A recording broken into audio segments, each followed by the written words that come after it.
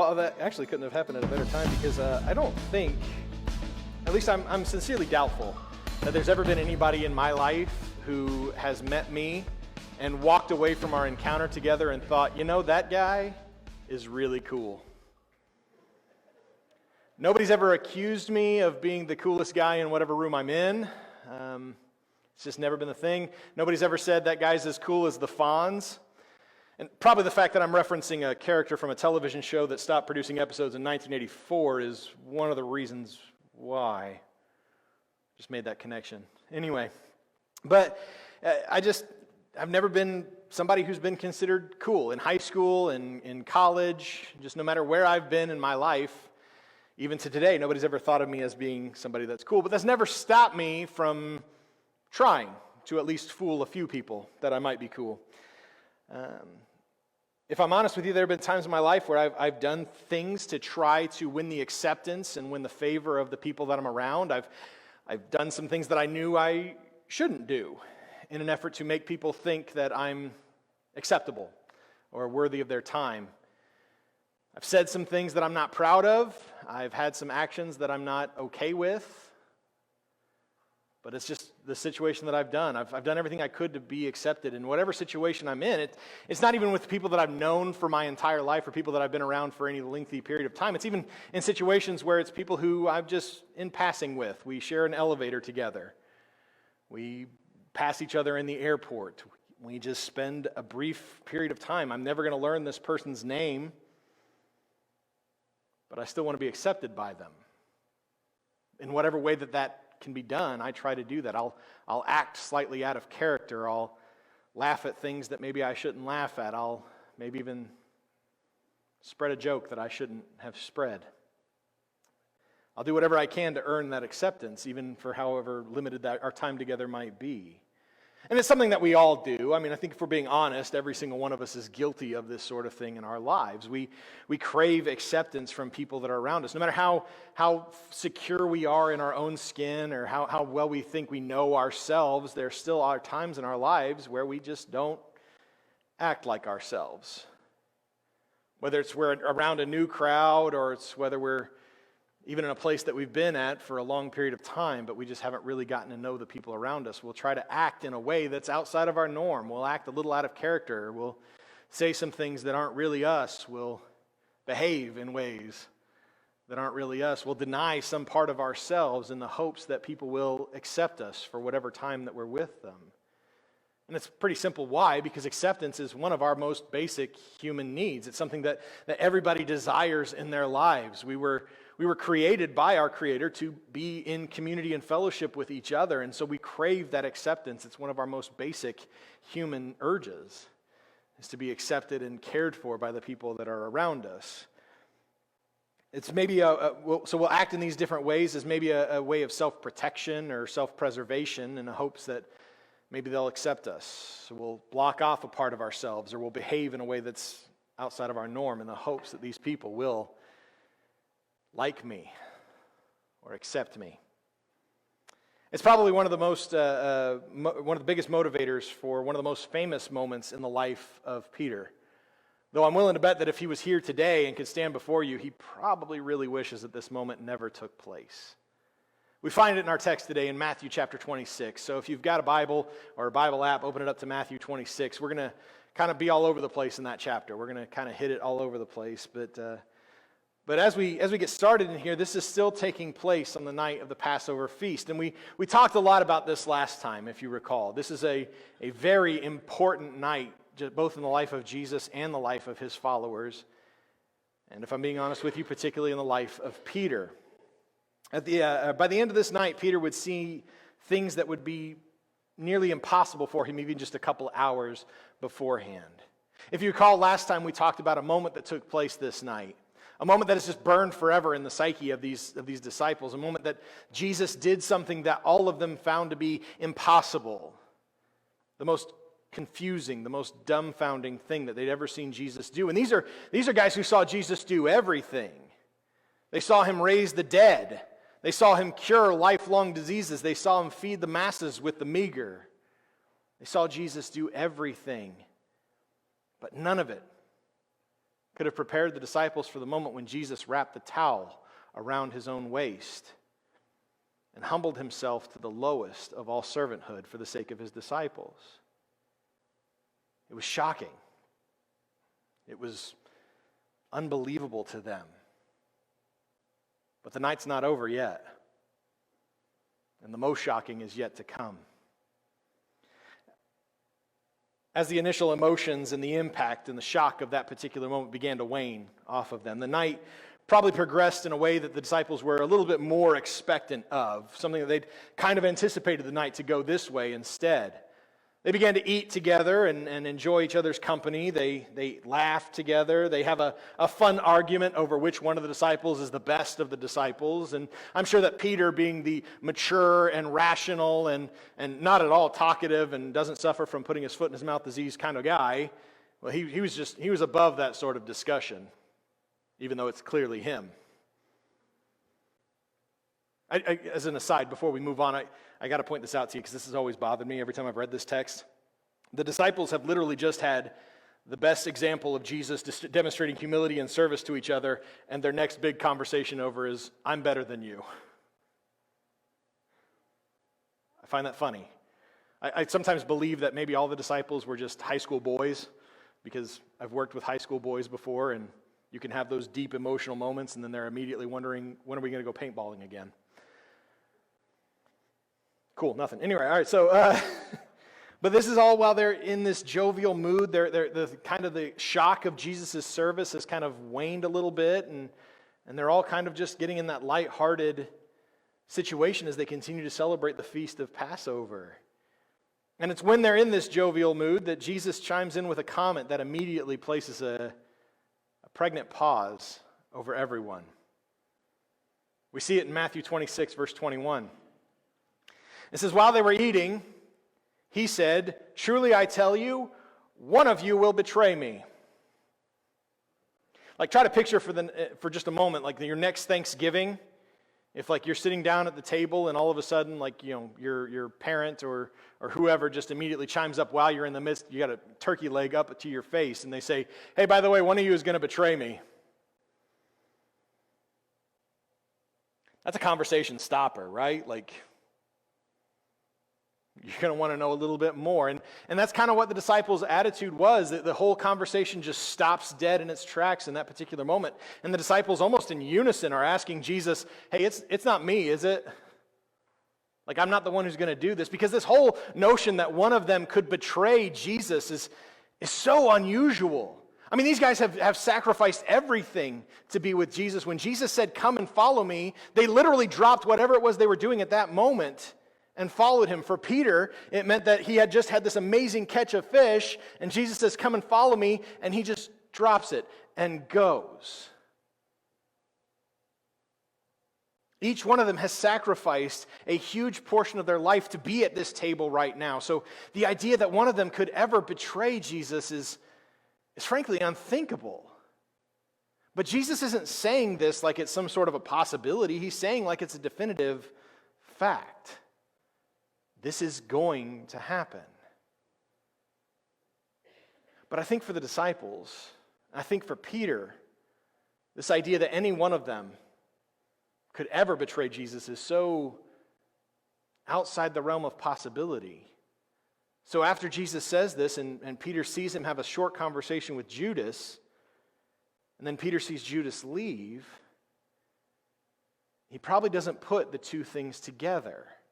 In fact, I know he doesn't, because John in his gospel, John who was there, who was present, who was firsthand experience of this whole situation, he didn't suspect anything out of the place. We see it in John chapter 13, verse 29. He said, since Judas kept the money bag, some thought that Jesus was telling him, buy what we need for the festival, or that he should give something to the poor. Little did they ever suspect what was going to happen next. Just after all of this takes place, as seemingly an unusual spot in this already unusual meal, Jesus does something, again, a little outside of the norm. But he makes it part of the whole meal that they share together. He takes some of the unleavened bread that's sitting there, the symbol, if you remember, Passover is the celebration of the Israelites' freedom from Egypt. And the reason why there's unleavened bread at the Passover is because they had to move fast and they didn't have time to let the bread rise. So at every Passover meal, even to this day, they eat unleavened bread. Jesus took a piece of it, he broke it apart, and he told the disciples, this is my body. And he passed it around for them to eat. And then Jesus took one of the glasses of wine there, wine that's drank in celebration of the redemption that they had from the nation of Egypt. And he tells the disciples, this is my blood, which is poured out for the forgiveness of sins.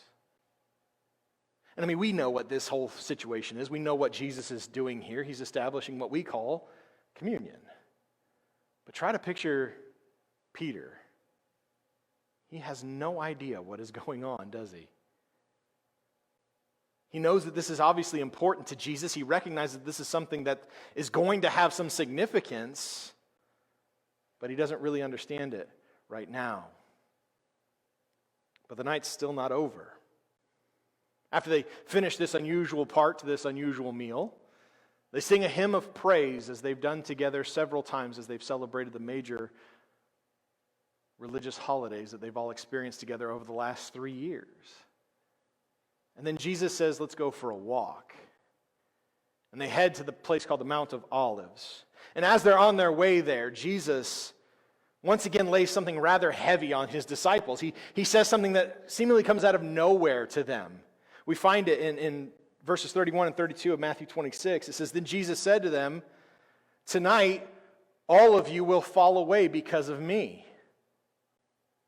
For it is written, I will strike the shepherd and the sheep of the flock will be scattered. But after I have risen, I'll go ahead of you to Galilee. Jesus essentially tells all of his disciples, well, 11 of his disciples because Judas left. But he tells them at some point in time tonight, you're all going to ditch me. You're going to scatter away from me. You're going to go away from me altogether. But when I get back, I'll meet you in Galilee. Where's Jesus going? And for Peter, this doesn't sit well with him. I mean, Jesus has already said and done a lot of weird stuff tonight. Stuff that's not the usual for them in this particular moment. And so when Jesus tells all his disciples, hey, all of you are going to desert me, Peter kind of has enough. He feels like I have to chime in here because this is something I would never, never do.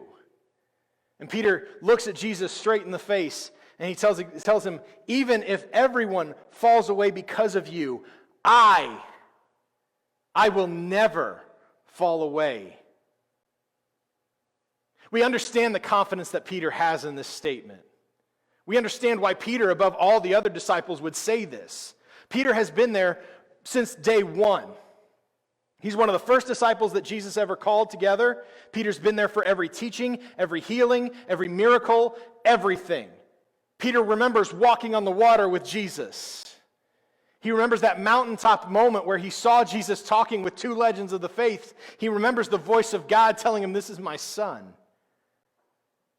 The idea that Peter could ever leave Jesus for any reason whatsoever is absurd.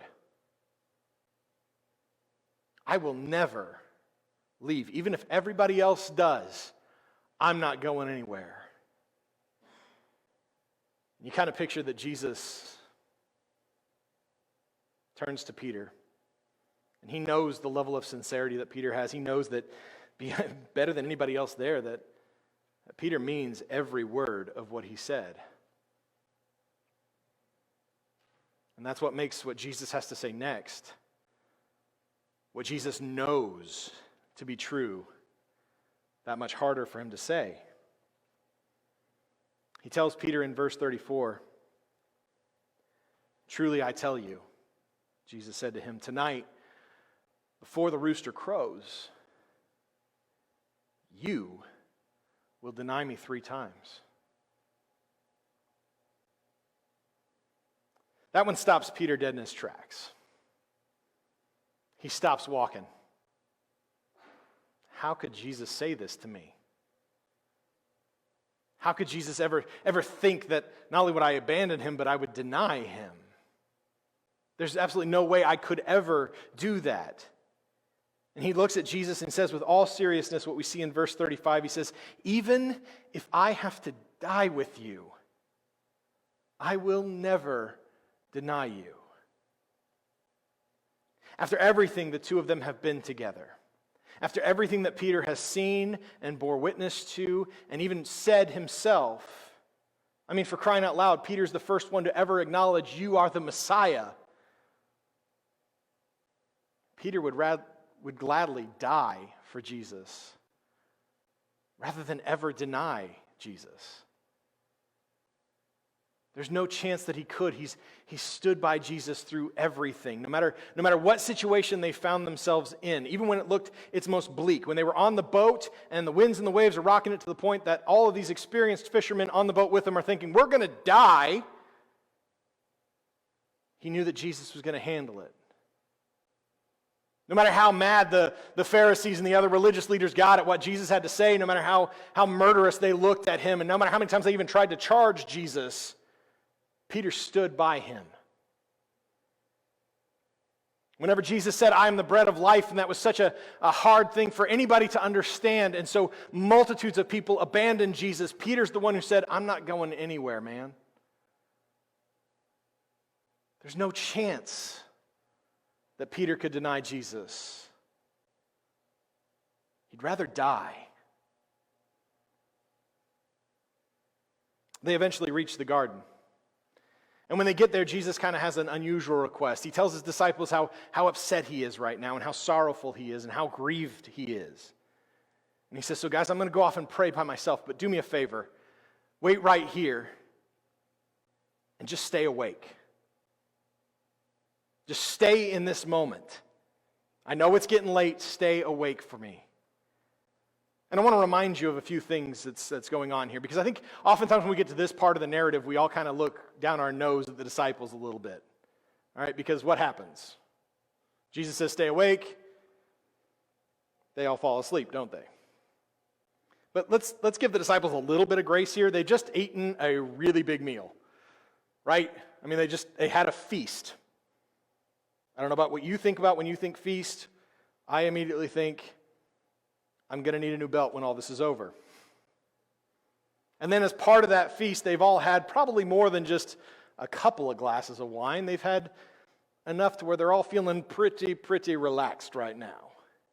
And it's that time of the night where it's cool. It's not cold, but it's just comfortable, right? And the ground is nice and soft.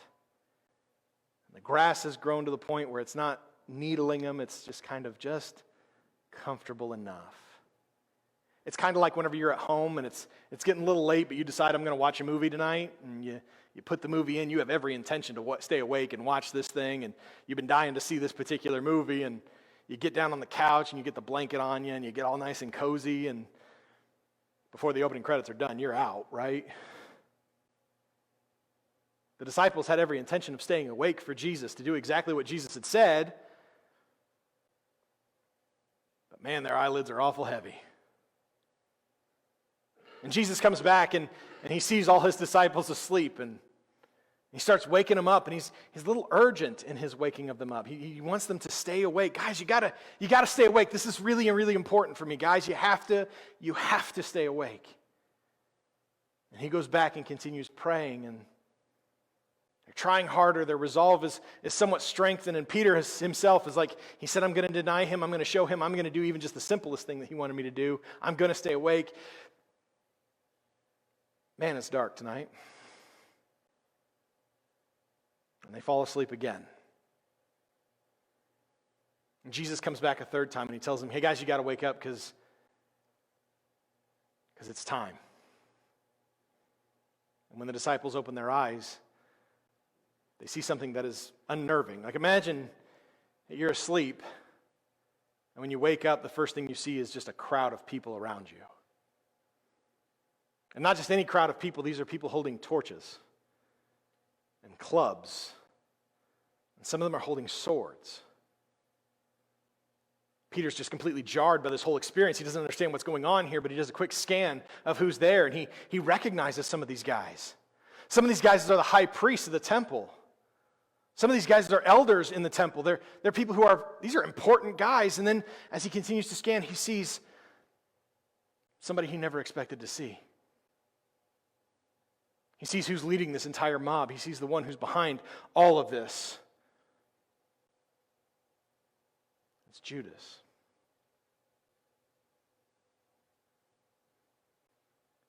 Peter's so confused. After everything we've been through together, after all the time that we've shared with each other, and sure, sometimes we had disagreements, that's going to happen, but we loved each other. We were more than friends, we were brothers. 3 years of spending almost all day, every day together. 3 years of sharing nearly every meal together. 3 years of inside jokes and all kinds of other stuff that happens when a group of guys just spend a ton of time together. How could Judas do this? See, we refer to Judas as the betrayer of Jesus, and that's true. But I promise you, on that particular night, Jesus wasn't the only one who felt betrayed. And Peter doesn't understand what's going on. In the chaos of what takes place, this group is obviously here to arrest Jesus. They've made that perfectly clear. And something happens that just kind of seems to almost escalate things. It has the potential to make this go from an already uncomfortable situation to an explosive situation. We see it in Matthew 26, verse 51. It says, "At that moment, one of those with Jesus reached out his hand and drew his sword. He struck the high priest's servant and cut off his ear." Can I press pause right here for a second? Is that okay? Cool. All right. If you notice something about this particular narrative, Matthew leaves this somewhat ambiguous. If you read the same event in Mark and in Luke, they both also leave it somewhat ambiguous. Now, you may not know this about your church history, but Mark is widely considered to be the first gospel that was actually written. Like, it was the first one that they decided to write, and it was more thought of as being oral tradition. You don't care about that. But the thing you need to know is that Mark was likely heavily influenced by somebody. And this particular person decided, hey, maybe don't use that name there. That's fine, just don't tell anybody. The Gospel of John is actually widely considered to be the last of the Gospels that was written. And John was right there for the whole thing. And John has absolutely no problem whatsoever in pointing the finger at exactly who did this dumb move. We see it in John chapter 18, verse 10. It says, "Then Simon Peter, who had a sword, drew it and struck the high priest's servant and cut off his right ear. The servant's name was Malchus." You got to think that at some point in time, John actually read through all the other Gospels. He read Matthew, Mark, and Luke, and he's like, come on, Pete. So he had absolutely no problem saying it was Peter. Which is unusual that Peter would want to influence that particular part being out of the narrative, seeing as how he left in so many other embarrassing things that he did. I don't know. Do with that what you will. But you got to understand Peter in this particular moment. You got to understand why he did this. It wasn't very long ago that Peter said, "I'd rather die than deny you." And Peter thinks now's the time. He's about to back up that statement, doing whatever he can to defend Jesus. He's about to show exactly the depths he's willing to go to show his devotion to Jesus. He's dedicated everything in his life to Jesus, and he's going to show it. He's going to shed some blood. He's probably going to die because there's a lot more than there is of him, but he's going to go down swinging. But Jesus stops him. Tells him to put away his sword. That's not how we're going to do things. That's not how this is going to go down. Jesus actually grabs the ear that had fallen off the guy and puts it back on his head. And in that particular moment, Peter feels a wave of different emotions. I mean, first of all, he's got to feel slightly embarrassed, right? He's also got to be really confused. why wouldn't Jesus want to defend himself? These guys have come to arrest him. Jesus has never broken a law. I've been with him the whole time. The guy doesn't even jaywalk. So why isn't he wanting to stand up for himself? Why is he stopping me from defending him? But I'm guessing that Peter also feels what a lot of the other disciples felt in that particular moment, and that is an unbelievable wave of fear. Because none of this makes sense to them. None of what is happening right now is resonating with any of them. All they know is an angry mob is coming after their master. And so Peter does exactly what all the other disciples do. What we see at the end of verse 56. It says, then all the disciples deserted him and ran away. They are scared. They don't know how all this is going to play out. They don't understand what's going to happen next. This is not how the night got started for them. So they do the only thing that makes sense to them. They run away. You were with Jesus, weren't you? You were with the Galilean. Now again, I want to point out this to you. Peter doesn't know this girl. He doesn't know who she is. All he knows is that she is a servant. Okay, so she's not exactly high up on the totem pole of people. She doesn't exactly pose much of a threat to him from a physical or even a status standpoint. He has no reason to feel overly threatened by this young lady on a normal day. But this isn't a normal day. See, on a normal day, his friend and teacher doesn't get arrested. On a normal day, Jesus doesn't get ripped away from his disciples by an armed mob. On a normal day, Jesus doesn't have to face trial in the middle of the night, which is already kind of interesting, and we'll save that for a sermon somewhere down the line.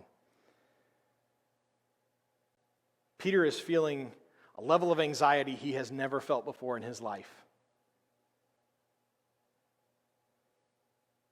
He's scared. He's confused. And he doesn't know if they're going to come for him next. And so kind of offhandedly, as a way of self-preservation and a way of just to make sure that this little servant girl doesn't raise any alarms to somebody who might be willing to do anything, Peter denies it. In verse 70 we read, he denied it in front of everyone. I don't know what you're talking about. 1. He left the courtyard, probably hoping that maybe if I get out of this place and if I get a little away from this girl, that this is going to be the matter's going to be done, we can move on. And so he kind of leaves that area, but he wants to still stay close by. He still wants to be there so he can try to figure out what's going on, and so he hangs out by the gateway. There's a little group of people there. Maybe they've got a fire going, and they're all just kind of warming themselves. And Peter thinks that maybe if I can just go over here, I can stay close, but nobody's going to recognize me. But another woman that's standing there, maybe she saw Peter just about a week ago, walking with Jesus as he came in through the city gates of Jerusalem.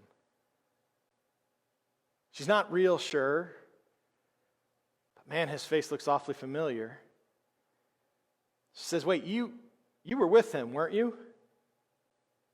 That guy that they just took back here, you were with him, right?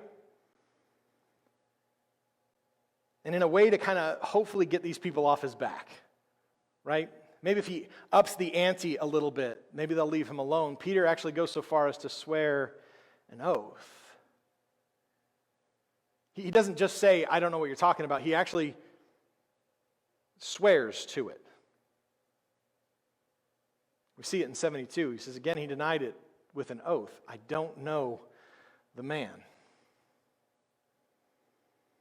You got to imagine that he's raising the stakes here, hoping that these people will get off his back, hoping that maybe if I just tell them, no, I don't know what you're talking about, maybe if I'm willing to swear to it, they'll just be quiet for a time being, and I can get back to focusing on what's going on here. 2. While he's still around this crowd of people, somebody else in the crowd is like, yeah, well, no, you were with him. I saw you. And you know what? I know you were with him. You know how I know you were with him? You sound like a Galilean. I don't know about you, but I find it kind of comforting that other countries have to deal with, geographic dialects and stuff. Like, we know what we sound like, and you can tell when somebody's from the South, right? Or New York City, or sometimes California. They're able to recognize that Peter must have been with Jesus because he's also from Galilee, and they're a little ways away from Galilee right now. And Peter is so worked up in this moment. He is so bothered by everything that's happened. He's so fearful of everything else, and he's really just wanting to focus on what's going on with Jesus, and he's wanting to get these people off his back. And he does something that he's not proud of. He starts cussing. And he swears an even greater oath this time. We see it in verse 74. Then he started to curse and to swear with an oath, I don't know the man. 3. No sooner than the words leave his lips, no sooner than this moment passes, then there's a sound. Peter hears. It's a rooster crowing at the beginning of the first light. And immediately, Peter snaps out of it. This weird malaise that he's been in, this weird anxiety that he's had, as soon as that rooster crows, he knows exactly what happened. He thinks back to just a few hours ago, when he was so serious and so sincere in his devotion to Jesus that he said, I could never deny you. I would rather die. But what just happened? It's kind of that moment that you have when you come to your senses all of a sudden. In that immediate moment, you recognize, why am I doing this? And all that anxiety, all that fear, all that tension that Peter was feeling, that's gone, and it's replaced by something much, much worse. Peter all of a sudden gets weighed down with the largest amount of guilt he's ever felt in his life. Not only have I abandoned Jesus, I've done the thing that I swore I would not do. I've denied him. I've denied a part of myself.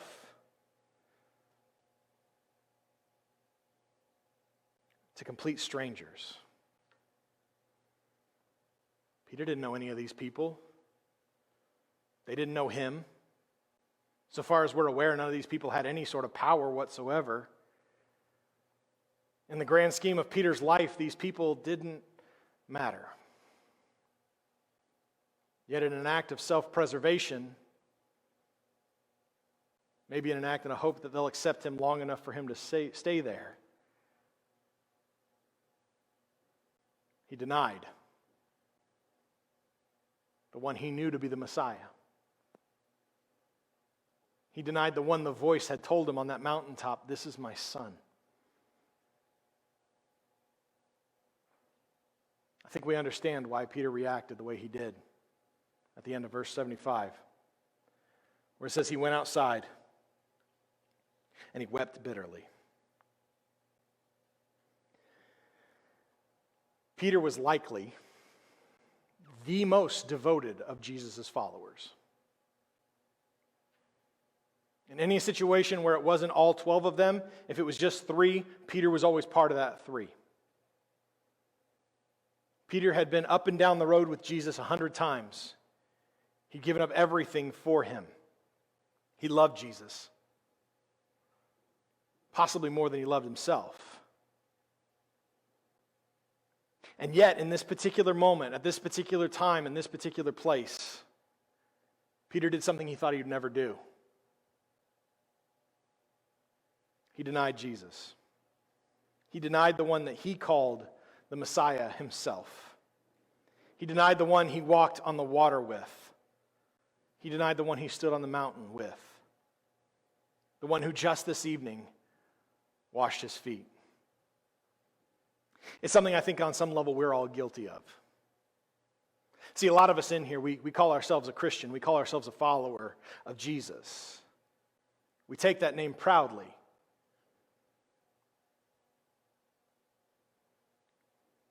But sometimes our actions probably deny Jesus.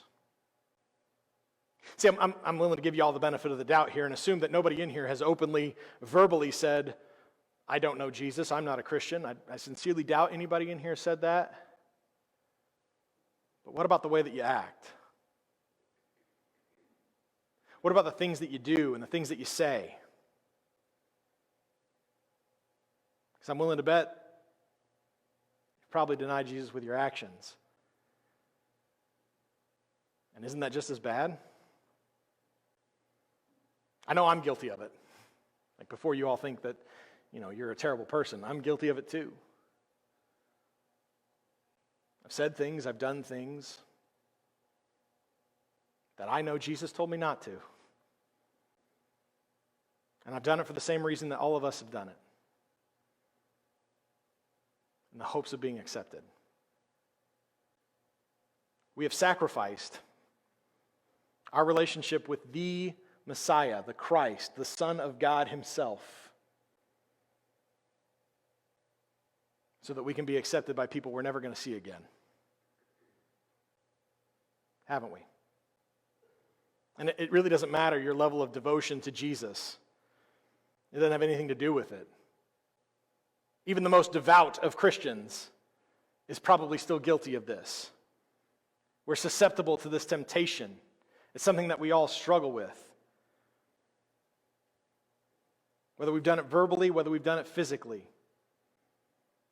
It can be as simple as joining in on the latest gossip. Or maybe passing on a joke that's a little less than appropriate. Or maybe it's as simple as doing absolutely nothing when we see someone hurting or suffering or some kind of an injustice going on around us. Like Peter, we may deny Jesus without thinking about it. But it's still denial nonetheless. We live in a world that by all accounts and all appearances is walking in a direction that is as far away from Jesus as humanly possible. It's becoming less and less popular to be a follower of Jesus. And so the question for each one of his followers becomes, are we truly ready to stand?